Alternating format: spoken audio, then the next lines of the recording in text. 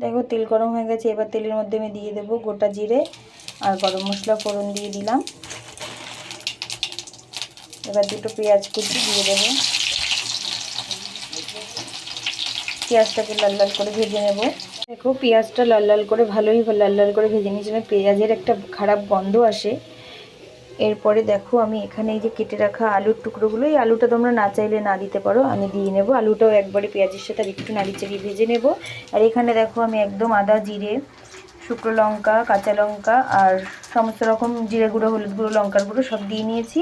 এবার এটাকে দিয়ে কষাতে হবে ভালো করে। এর মধ্যে এবার আমি বাটা মশলাটা দিয়ে নেব। এর মধ্যেও আমি একটা টমেটো, রসুন দিয়েছি। এখানেও আমি একটা গোটা টমেটো দিয়ে নেব ছোটো দেখে।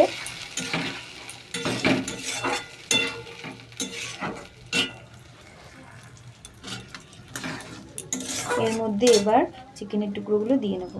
এবার দেখো এই মশলাটার মধ্যেই আমি কাঁচা চিকেনের টুকরোগুলো দিয়ে দেবো।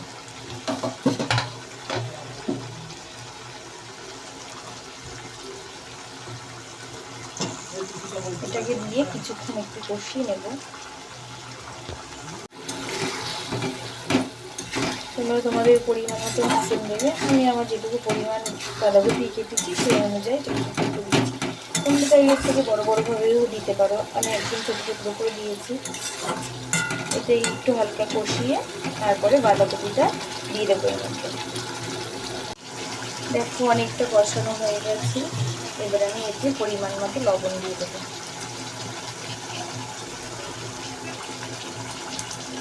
আরও 5 মিনিট একটু কষিয়ে তারপরে বাঁধাকপিটা দিয়ে আরও ভালো করে রান্না করতে হবে।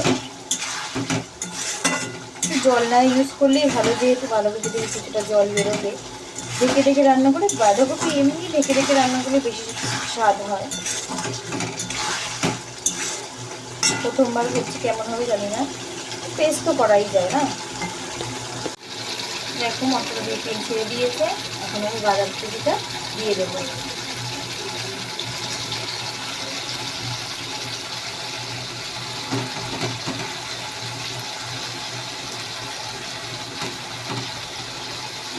এখন একটু হালকা নাড়িয়ে চালিয়ে ঢাকা দিয়ে রেখে দেবো। দেখো ভালো করে নাড়াচাড়া করে পুরো মিশিয়ে দিয়েছি। এবার ঢাকা দিয়ে দেবো। কেমন খেতে হবে? মনে হচ্ছে ভালোই হবে। তোমরা এইভাবে করে দেখবে। আমরা সচরাচর তো চিংড়ি মাছ দিয়ে থাকি বাঁধাকপিতে, একটু ইউনিক এইভাবেও করে অনেকেই শুনেছি, তাই আজকে আমিও নিজে একটু ট্রাই করলাম। ভালো খারাপ যা হবে চলে যাবে। পুরো মিশিয়ে দিয়েছি। এবার আমি এর মধ্যে কোনো জল ইউজ করবো না। এই ভাতেই পুরো কম গ্যাসে হবে। যে কোনো জিনিস কম গ্যাসে রান্না করলে তার টেস্টই অন্যরকম হয়। এবার আমি এটা ঢেকে দেবো। দেখো 5 মিনিট পর ঢাকনা খুলে আমি আরেকটু নাড়িয়ে চালিয়ে দিলাম। দেখো আলু অনেকটা সিদ্ধ হয়ে এসেছে।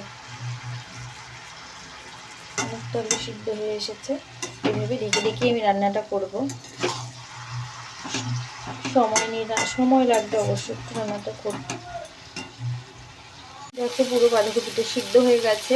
এখন আমি পুরো গ্যাস বাড়িয়ে দিয়েছি। এখন পুরো ভালোভাবে যে কাটা কাটা ভিজা ভিজা ভাবটা রয়েছে সেটা একটু টানিয়ে নেব। মোটামুটি হয়ে এসেছে। দেখো বাঁধাকপিটা কতটা হয়ে এসেছে। সাধারণত আমি বাঁধাকপিতে মশলা দিয়ে করি না, যেহেতু চিকেন দিয়েছি এই জন্যই মশলা দিয়েছি, এই জন্য রান্নাটা হতেও সময় লাগছে। এর মধ্যে আমি এখন স্বাদ মতো একটু চিনি দেব। তোমরা তোমাদের পরিমাণ মতো দেবে। আমি একটু স্বাদ মতো চিনি দিলাম। আর দেব একটু গরম মশলা দিয়ে কিছুক্ষণ আরও নাড়িয়ে চাড়িয়ে নেব। দেখো একদম হয়ে গেছে। এবার আমি নামিয়ে নেব। দেখো বন্ধুরা, এভাবে তোমরা সার্ভ করতে পারো। আজকে আমাদের রান্নাটা কেমন হয়েছে এটা তুমি ভাত রুটি দুটোর সাথেই খেতে পারবে।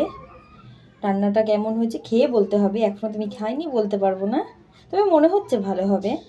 তোমরা এইভাবে করে খেয়ে দেখতে পারো। বাঁধাকপি দিয়ে চিকেন। ভালো লাগলে অবশ্যই একটা লাইক কমেন্ট শেয়ার করে দিও।